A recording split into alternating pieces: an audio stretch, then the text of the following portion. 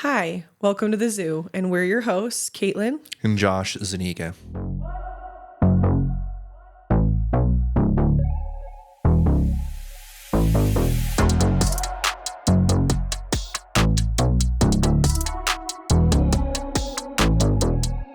Okay, welcome back to another episode. It's been another week, and there's a lot of crazy things happening in our life right now. It really does feel like a zoo, don't you think? Yeah, for sure. Yeah. Right now, the summer's beginning to wind down, and so is the sales season. I would say that the vast majority of the team has kind of finished. This is the ZooNext update. We accomplished everything we wanted to in this market, but there's a side of this business that I thought would be interesting for people to understand. It's something that most people don't understand, and if they do, know about it, a lot of people are very naive about it. The nature of growth when it comes to door-to-door pest control companies, especially when it comes to new door-to-door companies, is honestly kind of risky. Mm-hmm.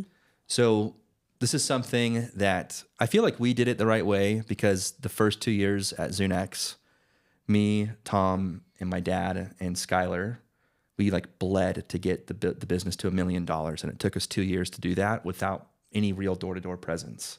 The upside of not having a big door-to-door presence is that the cost to get customers is significantly lower.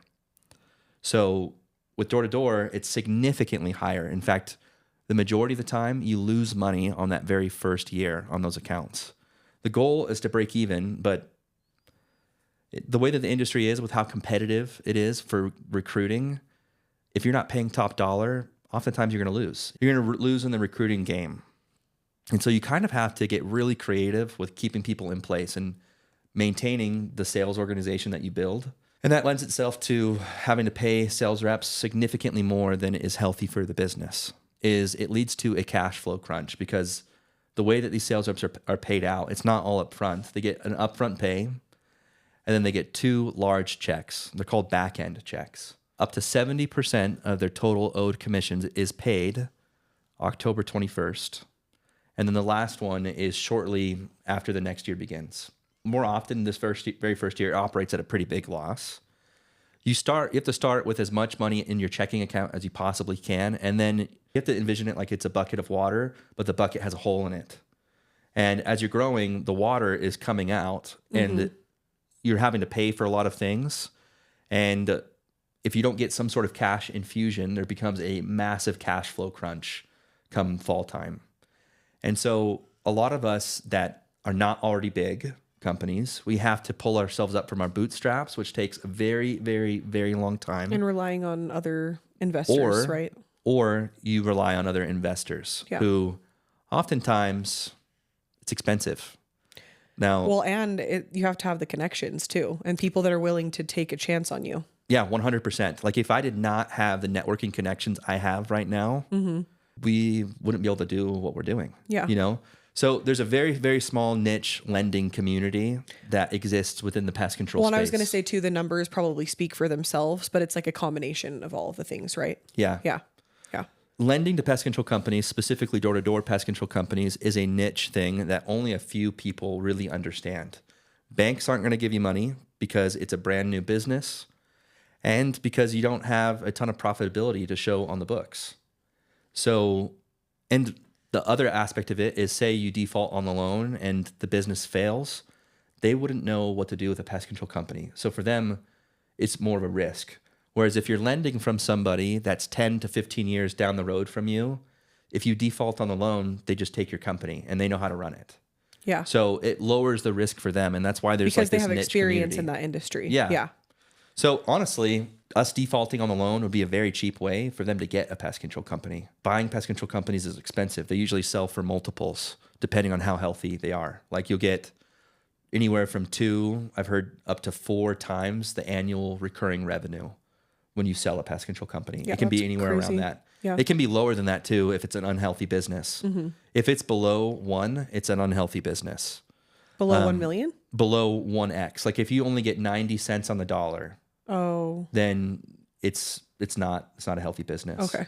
But because it's not a good investment for somebody to buy. Yeah. Okay. But I guess what I'm trying to say is that every single year, if you don't have connections that you can rely on, you're playing a game of chicken where you're trying to grow as much as you possibly can, but you know that there's going to be a cash flow crunch coming in the fall.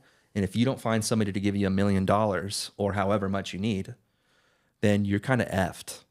And it's one of those things where people play this game all the time and they lose. Like they lose. There's companies that have started and gone out of business. And usually I would say that the owners do right by the sales reps. I would like to think so, at least in the pest control space, because they sell the company. It's called a fire sale. Like if you know you're not going to be able to find somebody, you have to sell it. Like there's no other way around it. And nobody really makes money, but the sales reps get their back end. It's the only way to be able to protect your integrity and your word, because your character, your word, and your integrity, all that matters in this space. Like if you are looked at as somebody that doesn't pay their sales reps, it's like a black stain on you forever, and you can't shake it. That's what we're dealing with right now. So this whole story I just told you, it's time to find a lender. We found one. I have really, really solid connections, and so I have close relationships with people that, and this isn't to make me sound better or anything. But it's exciting, and it's a lot of hard work that you put in to have people, bank on you. Yeah, I just feel, honestly, I feel more blessed than anything that I have people that trust in me and my word and in my ability to run a business, that they trust giving me anywhere like around $2 million of leverage. And the reason why you do it, a lot of people, like my dad, for example, he was extremely uncomfortable with it at first. Very, very uncomfortable. It's a lot of money. Yeah, it's a lot of money. You have to look at it kind of like the parable of the talents. Somebody gives you a talent and you have to go and multiply it. So for me, the way that I view it, I know that we have the systems and processes and the people and the culture that if somebody gives me $1, I can turn it into $3 to $4.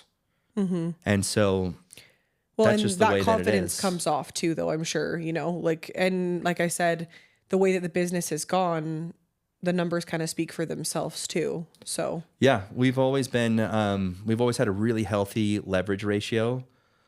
Like there's some companies, and I spent a really long time trying to figure out what was a healthy ratio. Like how much should I borrow?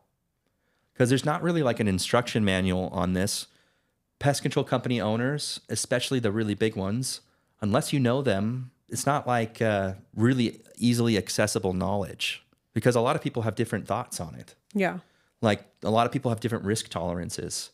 So when I first started to make these connections, I would ask them questions, a lot of questions. And these are people that are worth anywhere from $50 to $100 million plus. But that's something that has benefited you so much, though, is learning. Yeah. And just educating yourself from so many different leaders in the industry. So. Yeah, a lot of them have been really nice to me, which I'm super grateful for. Well, yeah, and the fact that they're even open to talking to you and sharing their knowledge is amazing too.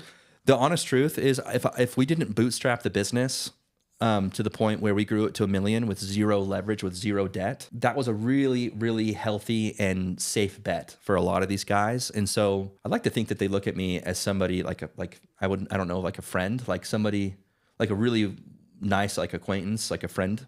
I view them as mentors and friends. I hope they feel the same way, but they also look at me as a safe investment. Like when you borrow money from these guys, they're going to make their money. And the money, when I first started, it cost 12% per year. Who knows if it'll keep going or if it won't, but the math still maths. The math is mathing. The math still maths, but it's a little more uncomfortable. And it's just one of those things where you have to adjust your business model to make sure that the math works. So one instance of something that happened, it was actually last year. I have an acquaintance that I'm friendly with who had loaned us $600,000 at one point.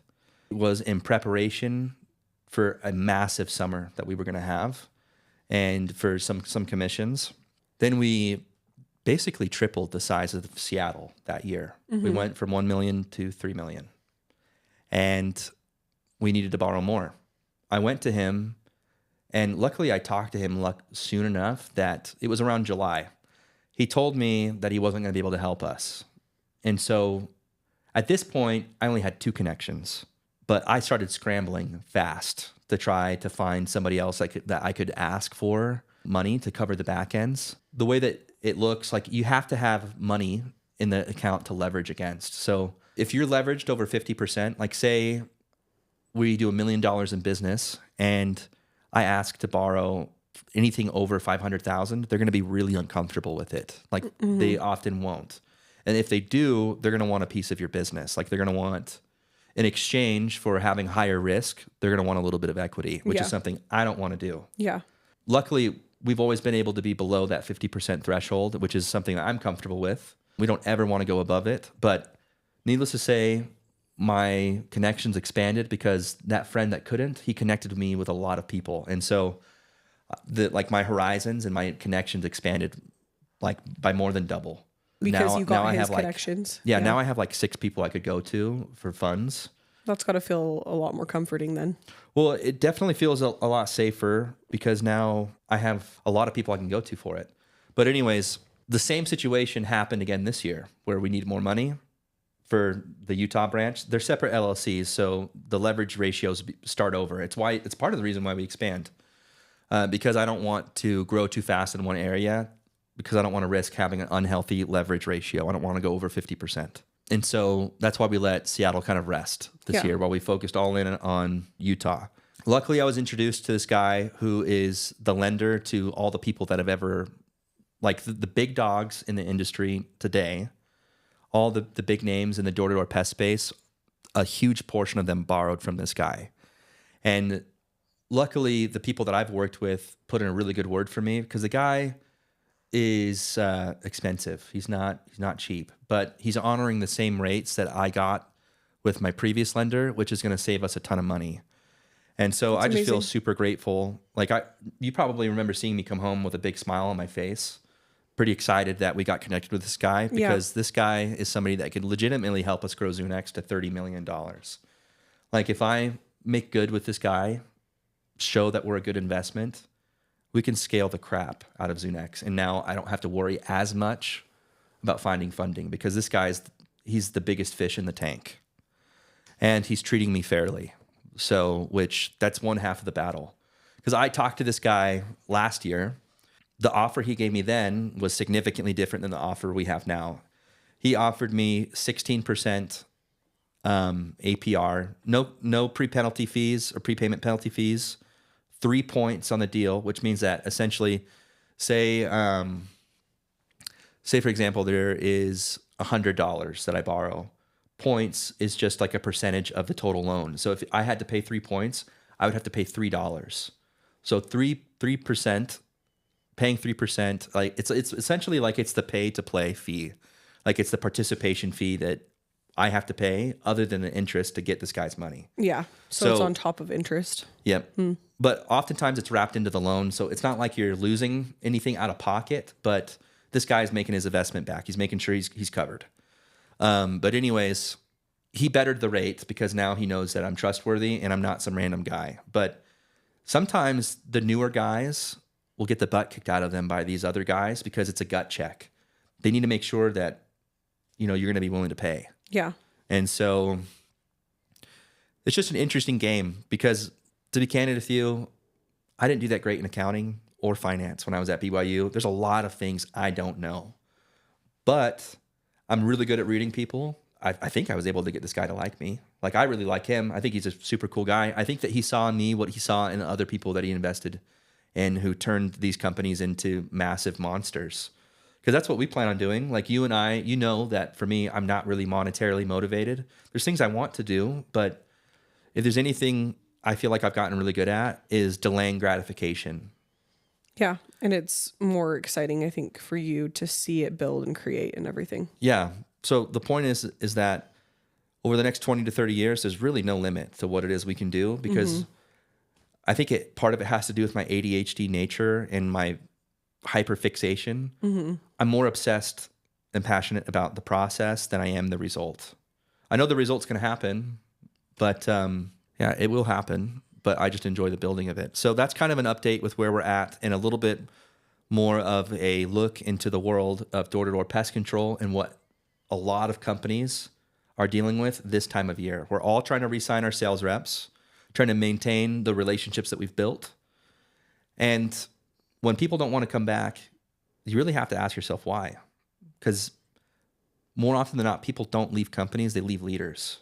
And so if they feel like you didn't care about them, or you have an inability to improve upon mistakes that may have been made. Or maybe that there's just a better opportunity, right? Or if you don't provide the best opportunity for them to reach their goals, then they're going to leave. Yeah. They're going to leave because, Well, and it seems like a lot of the sales reps that you've built with and have been with you for a few years now are really wanting to grow with you now. Yeah, they because are. they trust you and they've seen what you're able to do and what you're potentially able to do with they them. see what Zunex is doing. Yeah. I think that they believe in me, that they can hitch their wagon to it.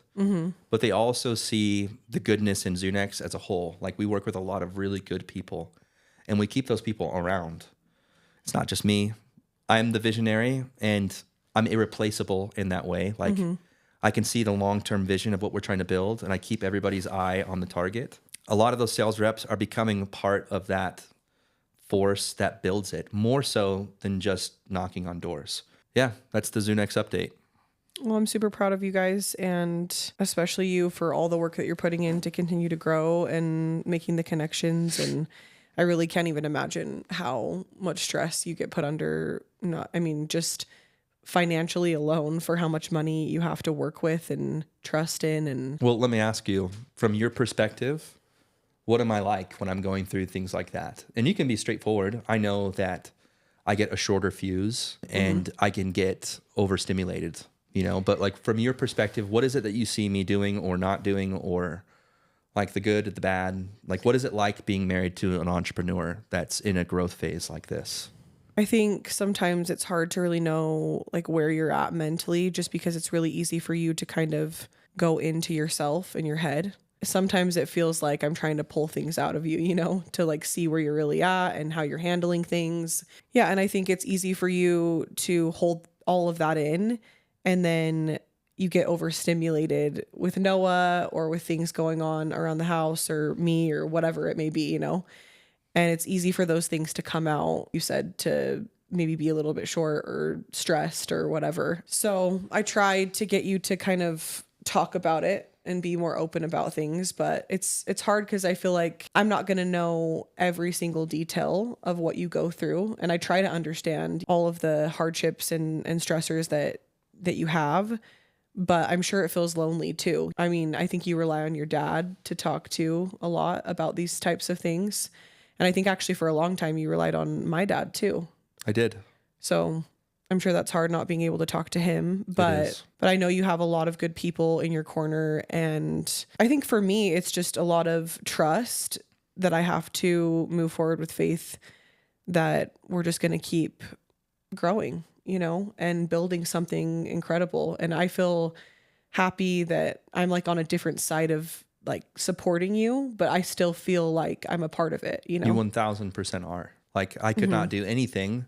Like, mentally, I couldn't handle it if I felt like you were struggling, or like me being gone severely took away from Noah. But you're such a good mother. You do so much with him, even when you're not feeling good. Like, you're not, and this isn't like a dig at stay-at-home moms that just don't do anything. I get it, because when you leave for 3 days, I don't really leave the house. Like, it's hard to actually go somewhere. I could not do that every single day. And I love our son. But my brain has a tendency to I have a tendency to go into myself. And so a lot of times it's hard for me to be present, because I think in abstract ways a lot of the time, more so. And like logically, it's a mix of logic and abstract thinking to try to solve problems. My spare thoughts go to other areas, but I couldn't do it if it wasn't for you. That's nice. Thank you. And I think like when we were talking about discipline just with missions, I feel like you have to have a level of discipline, I don't know, just looking to the future all the time, and you can't probably see, it's like you see what's going to happen, the steps that you have to take to get there, but there's so much that you kind of have to just keep putting your foot forward. And I feel like that's how it is as a mom too, where because someone had talked about this and they submitted this, like our point of view of becoming parents and being a working dad and a stay-at-home mom. Yeah. And I feel like as a stay-at-home mom, I also have to have a lot of discipline to where it's so lucky that I'm able to do what I do because of how hard you work and I can spend my quality time with Noah, but I have to be disciplined to create my own schedule, you know, and actually take him to do things. Cause I think there's a lot of days where you don't want to and you're tired and you're pregnant or whatever. And sometimes having that much flexibility, especially because Noah doesn't take a nap and hasn't for a long time, I feel like it has been a lot of pressure in a way to just kind of show up, you know, and create my own life. But it's also really cool too, because I can see the side of like entrepreneurship that it's like your baby and your business. Like, yes, all these people are helping you, but really like you've built this from the ground up, and it's so cool that you've been able to like create something that you're proud of, and you continue to do so, and you put trust in that, and you keep pushing forward even though you don't know exactly how it's going to be or turn out. You know, there's always going to be hiccups, there's always going to be stressors. Both are really hard. And I think it's good that you talk to me openly for the most part about work, and I talk to you openly about being a mom, and you're also able to experience it yourself at times when, you know, you watch Noah, or like, for example, when I just went to Vegas, and then you really can kind of see how hard it is, especially like day in, day out, you know? He's just at that age right now. Like, we love him to pieces, but wow. Like, at the end of the day, we are tired. Like, when he goes to bed at night, like, I feel two things. Number one, I feel relieved because it's like, okay, we did it. You know, our child's still alive. He's fed, he's asleep, and he's peaceful when he's asleep. But only time he's peaceful. A part of me also feels sad sometimes because I feel like I know that moms compare themselves to others, you know, like mom guilt. I also feel dad guilt. It's really hurting me probably more so than Noah when I'm not present, when I'm around you guys. But it's not far off from the time where it will start to hurt him if I'm there, but I'm not there. Like, my intentions are to be a present father. That's something that's super important to me. But my nature, like my brain, I really struggle with turning it off. It's just one of those things where I have a really hard time with it. It's a blessing and a curse. It's a blessing because I think my brain works differently than a lot of people, and that's why we'll be successful. I'm just like the Energizer Bunny, where I'm going to walk in one direction very hard in the same direction for a very long time, and that's what's going to make Zunex successful. But also, it's hard for me to turn it off. Yeah, and I will say, I think both of us struggle with that, being a millennial, and just like we've had phones for a long time, you know? I honestly wish that we didn't. There's so many blessings but curses that come from that. Like, and I was just having this thought, thinking of us sitting down and talking, you know, and creating these episodes. It just is really fulfilling for me to have the quality time and to unplug, you know? And, you know, I've seen some people post this, like their goal is to every Sunday put their phone down for the entire day, you know, and they just are with their family. And I think that's something I've thought about, where just like that was another submitted question, like navigating life as a sales wife because of the nature of your job, how like truly you could talk to people till midnight, probably. Like, you've seen it, and you've done that, you know, at times where it's like late hours of the night, and like I'm a night owl, so a lot of the time I'm up anyway. But like it's just hard because I know there's times where I rely on my phone for like a coping mechanism, or like a break from window Noah. shopping. Yeah, just whatever. And I try to be so present with Noah, and that's why I love to take him places, because I feel like when I actually go places with him, I can be there with him, you know, and spend the quality time. But like when we're just sitting at home and I'm just on my phone, he's like, "Look, mama," like, you know, and trying to show me stuff. And he knows when I'm not looking. Like there's been times where he's like, put your phone down, you know, and kind of like what you said, I think that will be a huge regret from us as parents. Like, what was it for, you know? I can't remember a single thing that I was looking at on my phone, or really any conversations that I had, not very many, that absolutely had to be had right then. Part of me, like this self-awareness side of me, makes me think to myself, like, if I know that I could do it later, why don't I just do it later? And it makes me feel selfish. I think we could start like just maybe turning our phone off on Sundays, you know, and just being with each other.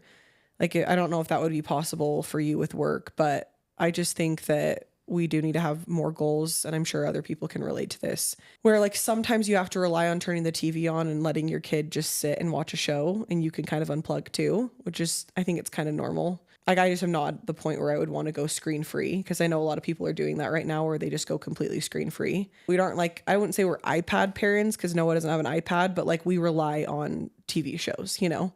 And so I think there could be more of a balance with that, just because you're constantly working. And so to just being able to shut it off at a certain time, or even just picking one day a week where, Yeah. But the problem that we have is that, and this is just us being real, you know, problem that we have is that sometimes he watches TV during the day because he wants to, and because you're overstimulated and it's not easy being pregnant, having a husband that's gone for long periods of time, feeling like you need to be present, and you're just like, and you do such a good job at it that it's very tiring. And sometimes you watch TV for a while with him, you know? And then I get home, I'm completely overstimulated. Every single night, there's at least 5 people that reach out to me between the hours of 5 p.m. Yeah. and like Well, it's 10, hard too 10 because p.m. like that's the time where they probably can talk, right? I mean, they're like done for the day, but maybe some of those people don't have kids, or maybe they're on a work trip, or who knows? I don't know. Yeah, who knows? So, But where I'm going at with that is that like it's a problem when, for me to like feel like I can breathe, I need to have Noah watch TV for a while, and then he just watches too much TV. yeah. You know, it's And just like, and we know that it's like not good. yeah, we know it's not good. I honestly think that if I had a camera up in the room, like up in our living room, and I saw how much I was on my phone, like I ask myself if I would be kind of ashamed, because our parents weren't that way. And I'm not foolish enough to think that I can get away with doing that and have my son feel the same way about it that I did when my parents didn't, you know, like. Well, and just like I've always read, like you showing that example, and then once they get to a certain age and they want a phone and you're like, no, you're not getting a phone, then they're like, well, why are you always on your phone? You know?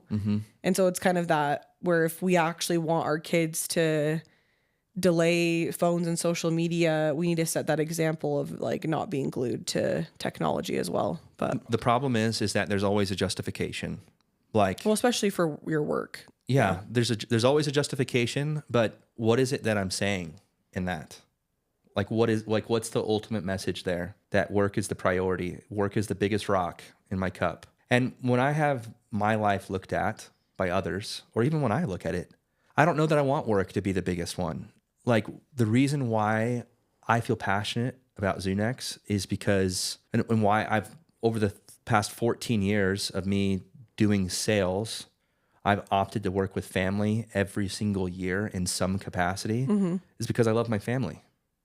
Because I want to share and grow. And like, when you think about happy moments, they're better when they're shared with people you care about. And so ultimately, like I feel like, me personally, I run the risk of losing sight of what it is that I like, the reasoning, you know, like the why. Because the why has always been family, but if I'm not careful, I do have a tendency to put the cart before the horse. I might sound like I'm beating myself up right now, but I am a very present father. Like Noah knows me. I have zero issue watching him for days. Like, am I good at it? Not anywhere near as good at it as you are. You are good at it. Thank you. I will say too, though, like, I just think there's a lot of husbands, like, I would say more probably the boomer generation. I mean, there's some, though, even like millennial fathers that I've talked to, some friends. And I do think that there's fathers that really like struggle with even just a couple hours of watching their kids, you know? Even if like at times we feel like we're not fully present, like you said, the fact that no one knows you, you're around him, you do like, we both have bursts of quality time with him, you know? And I've read things online, like if you can give your kid 15 minutes of undivided attention, whether that be like with you, sometimes wrestling, or I'm cuddling Noah and we're watching a show, like that's still like I'm present and we're there with him, you know? And I just feel grateful that we both are able to do that. And like, do I think, yes, it takes a village to raise a child, of course, but I feel like really happy that I think Noah's like a secure, happy child, you know, because he's with us a lot. And so and he's very confident. It's very draining on us, but I think that you're really good at still like showing up, spending the quality time, are there things that we need to work on, both of us? Yeah, of course. I don't think he's like lacking. And No, I think he's it's not. more just the technology thing that we worry about a lot, you know? Yeah, I definitely don't feel like Noah's lacking, but I think that you and I, in your way, you're kind of a perfectionist. And in some ways, in weird ways, maybe I am too. There's a lot of ways I'm not a perfectionist, but Well, this is a way bigger deal raising a child than anything we've ever done. and Like, it comes yeah. from like this ultimate source of love. Like I could just cry thinking about how much I love Noah, you know, and like how special he is. And just like the idea that in our life, we're going to know him more as an adult than he is as a kid. It just makes this time so precious. That was Yeah. when I had the goal to sell 2,000 accounts last year, it was a stupid goal and for very stupid reasons. I was trying to re-break my old record of selling 1,500 accounts in a year, which at the time it was the industry record. I wanted to take the industry record back. Actually, not even at some point. I knew the whole entire time that it really wasn't worth missing out on experiences with you and Noah. That was something that just weighed on me so heavily that because I knew I didn't have to do it, I didn't have to prove it to anybody. I already proved things to myself. Like that side of me, I've already proved it. Yeah. You know, it was really for selfish reasons. And I don't know, our son's just very special. He is wild and draining and a maniac and precious in like so many different ways. He's so tender-hearted and sweet, but wild at the same time. It's like he's like a Sour Patch Kid. Speaking of that, though, What? you know how you randomly poured lemon juice in Noah's mouth a couple days ago? Yeah, we decided that it would be fun. Like I decided to be fun. I was like, Noah, come here. And then I went and got the lemon, and then we also have lime juice in the fridge. It's like, open your mouth, taste this. Then I poured a little bit in. But it was so funny. I got it out to make avocado toast this morning and put the lemon in the avocado or whatever. And Noah's like, I want some. And I was like, wait, what do you want? And then he pointed to the lemon juice, and my mom was there, and she was like, wait, he likes that? I'm like, yeah. So he like That's our boy. He tilts his head back, and I pour the lemon juice into his mouth, and my mom was like, what the heck? And then he's like, more. Yep. And he didn't even think it was that sour. But anyways, I just like, he's so unique and so funny. I just can't. Dude, conversations with him are hilarious. Yeah. Like, I just remembered, like, sometimes we'll sit down with him and we'll just be talking, you know, and he'll be like, stop talking. And I'm like, Noah, I'm talking to Dad. And I feel like that's where he got it from. But sometimes he'll like sit down with us and be like, let's talk. Or he'll say, do you want to talk about Nana? Or Yeah. let's talk about Nana. Or yeah, and then the Let's other talk about day, Ninny. he's like, let's talk about Jesus. Yep, he did say that. He said, let's talk okay. about Jesus. So funny. Like, he just is saying the funniest things already. And anyway, it's just fun seeing him grow up. And I think, like you said, it's hard to miss out on these like cute little moments, you know, and obviously you do get so tired, but it's just so fun to see his personality develop and like him become his own little person, you know? And I'm so excited to see just how he does with school and like how he grows from that socially and everything. And Yeah. it's going to be really just like a fun chapter, kind of crazy, but yeah, he's just going 3 days a week for like a half day. So it's not going to be anything crazy. He's gonna love it. Like he's gonna love socializing with all the kids. He's gonna make best friends. He's so excited with his backpack, like his rocket backpack. Yeah, I got him a rocket backpack. And he just is so friendly. Like, a guy came over today to fix our garage opener because it corroded from the water damage. And he was just like, hey, buddy, like, you're my buddy. You know, and he's just chatting with him. He's telling him about like Bowser, you know, Mario and all this stuff. And the guy's like, okay, cool. But he's so cute. Like, neighbors will be biking past our house and sometimes we'll be outside and be like, hi, neighbor. You're just like, what the heck? He just is so friendly. It cracks me up. Yeah. And then I was going to say, tomorrow's your birthday. Oh, so yeah. I forgot, honestly. Happy early birthday. This whole year, I thought that I was already 33 and I was turning 34. But it turns out I'm 32 and I'm turning 33. It's just funny because I think you just thought that because I turned 33 in April and you're like, yeah, I'm the same age as Caitlin, right? I don't know. And then I reminded you, I'm like, yeah, you're going to be 33. And you're like, no. I'm like, yeah, I'm older than you. So I guess that shows once you hit your 30s, especially, it's like the numbers just, you're like, what even am I, you know? It's a blur. Yeah, it's a blur. But I'm excited. I've heard about this restaurant called The Tree Room. in Sundance. And yeah, that's where we're going tomorrow for dinner. Awesome. So I'm really excited. We'll have to report back on the food and stuff, but it looks really, really nice. I hope you feel loved and celebrated. So another submitted question that we got, like more in the beginning of the podcast, of what we should talk about, just people had asked about counseling as an individual and as a couple. And so something that we have kind of been trying to work on and just have it a little bit more balance in our relationship is kind of tasks around the house. And I think there's probably a lot of couples out there that can kind of relate to this, where majority of stay-at-home moms, they're home a lot, you know? And so it's a lot easier for mothers to do the dishes and that, you know, cook, that type of thing. And it's just more of like a traditional role. I actually want to read the book again that my counselor had brought up in our meeting. It's called Fair Play. I feel like I read it for a little bit and we had talked about it. Do you remember that? Yeah. That's something that I want to like reference back to and read again. So you had kind of come up with an idea to do a chore chart. Yeah. Just to see if it could kind of help us. And so, and the reason why for that is because although I can run a multi-million-dollar business, in a lot of aspects of my life, I can be more along the lines of a man-child. And I just like, you said it, not me. My ADD, like there's some things I really, really struggle with. It's like my brain is blind to certain things. Yeah. Anybody that actually has ADD will know what I'm talking about. Like you could walk past dishes in a sink and you just don't even like, it doesn't even register in your brain. Like you just don't see it. This like issue is not an issue of willingness. It's more of an issue of trying to help me work around my ADD, in my opinion. Yeah. Because I genuinely want you to feel supported. Yeah. I think that has truly been a struggle for us throughout our marriage, trying to figure out the balance of tasks at home. So I do think the chore chart can help us to just kind of put into perspective like what we both do.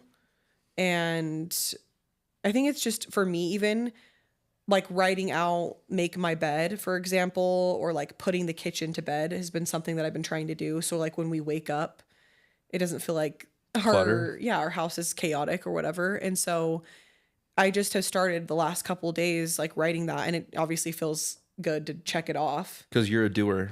Yeah, but I think that just seeing it visually has been good for me because it pushes me to want to do it, you know? It's also on the fridge where we go and we see it multiple times a day. So it's like impossible for me to not see it. Yeah.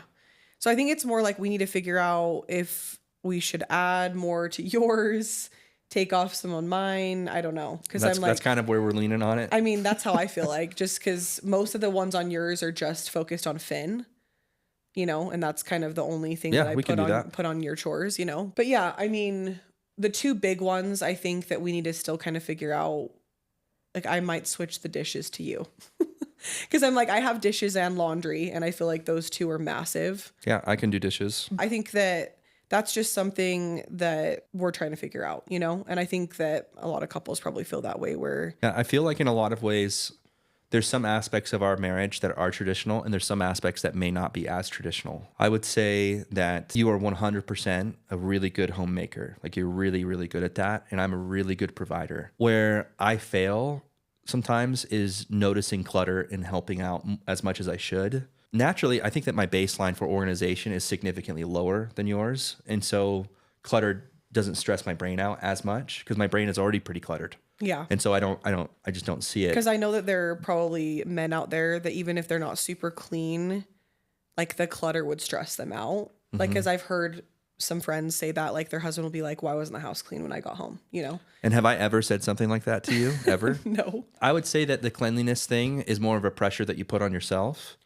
I'm grateful that you do because you're really good at keeping it clean, a lot better than I am. But I would say some aspects, like that's an aspect that I definitely need to work on. I would say though that something that I'm proud of is I feel like as a dad, like I've heard you say this before, where you think it's weird when other wives will say that their husband's babysitting, because it's not babysitting, it's parenting, you know? Like I've never looked at taking care of Noah that way. And I'm not like trying to get a cookie or like an award or a gold medal Josh, for being a good guess dad. What? You're going to get a cake. Yeah, I'm going to get a cake tomorrow for my birthday. But I don't know. Like, I feel like although I'm not anywhere near as good at it as you, I can 1000% hold it down with Noah, and you can go do anything that you need to go do. Yeah. Like, I will say that does bother me pretty severely when I hear that, just because I'm like, if you're going to jointly decide to have children together, it's like there has to be some balance, and it's never going to be babysitting because that's your child. And I'm not paying you. I'm not getting paid.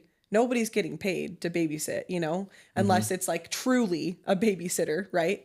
yeah. Yeah, it does make me happy that you think of it that way, and that like that I deserve breaks too. And I will say, like, you do let me take care of myself and take breaks, and I'm super grateful for that. Like, something that I love to do is get massages, and that's something that you've been okay with, like me doing, and I just think like every person in a relationship, a marriage, deserves a break. Like, Yeah. And whatever that looks like for you, and I go do fills your cup. plunge, Yeah. and you do the massages and things like that. Yeah, you like cold plunge. I would say for me, I did have a good example with my dad. First off, I feel like my mom would cut my nuts off if I was ever a husband like that. She would get really, really mad at me about it. I feel like she'd be more likely to talk to me about it. The babysitting thing, or Yeah, like the not babysitting. helping me take care of myself? Both. Oh, okay. Because I remember I had a sit down conversation with my mom before we got married, where she was like, "Look, you need to understand that I raised you to be this kind of person, and if I ever find out that you're not supportive, or you're not that way, then we're going to talk about it." I don't think she ever had any reason to believe that I wouldn't be that way, but she made it very clear that she wasn't going to be okay with that because she didn't raise me that way. That's the truth. I did have examples in my parents, and I feel like you did too, where, your dad and my dad were both involved. Like, they were both busy, but we never felt like they were completely absent. No. Or, yeah. And my dad never had a problem watching us, or I don't remember if my mom went on a lot of girls' trips or anything, but my mom did go off and do things. Like, she would do things for herself, and she could do that because they were a partnership, and vice versa, I just have seen more on the woman's side get extremely burnt out if they're not able to get those moments, and it doesn't have to be a girls' trip per se, but it's like if they don't have these little, I don't know, just a breath of fresh air or whatever it looks like for somebody, I think that there's a lot of women that can go mental, Honestly, I'll tell you that for me as a guy, if I knew that somebody, like, I would look at a guy differently if he wasn't like a helpful husband. Like, if I knew that he didn't care as much to be involved with his kids, like, it would make, like, maybe that's just a judgmental thing. I feel like you can't really be in touch with the good masculinity in you if you're not like that.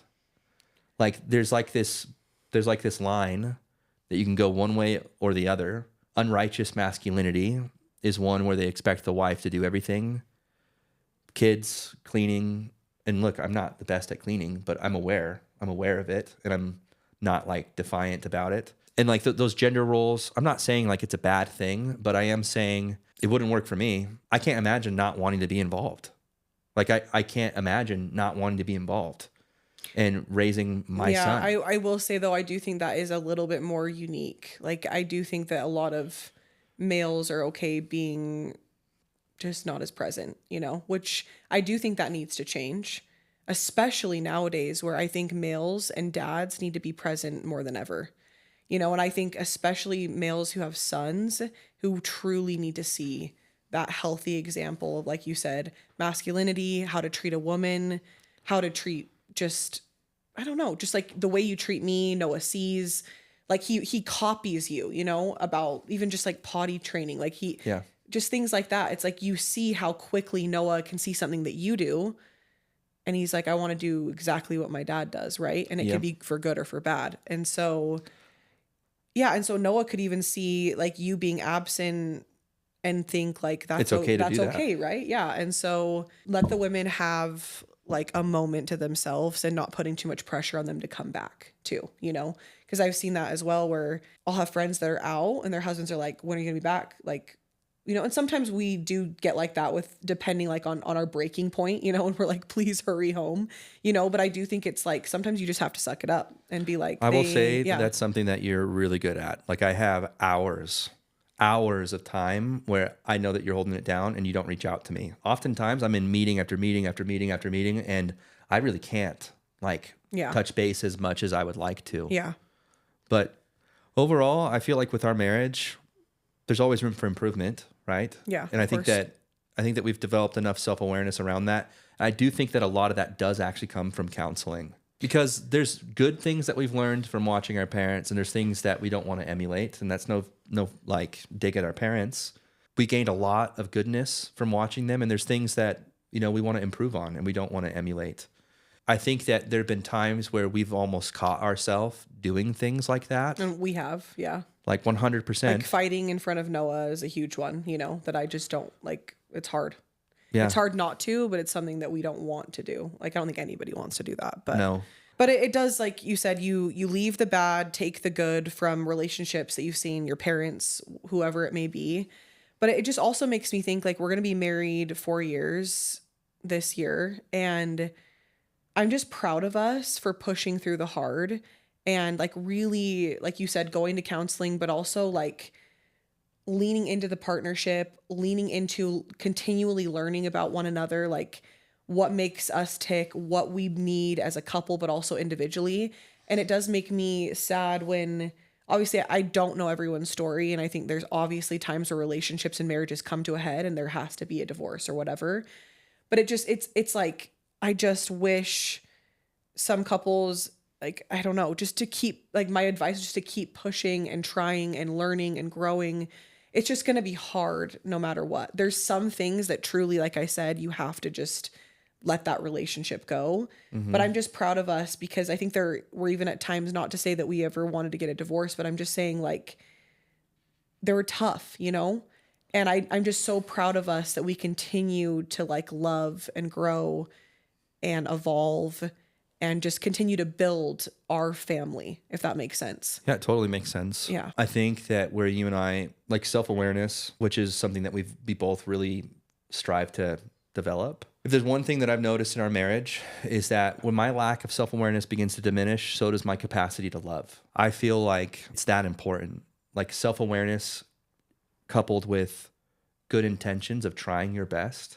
I can't just come and say, well, I'm trying, or like it's my intention.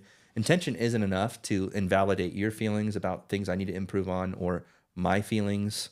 Like people still feel what they feel, right? Intention isn't enough. But when you couple it with effort and with self-awareness on where that effort needs to be placed, I think that that's like, I'm not saying that we have like the magic formula, but it's what we're trying to do. Like that's played a really big role in why we've been able to manage our psycho life, because our life is pretty crazy. Yeah, for sure.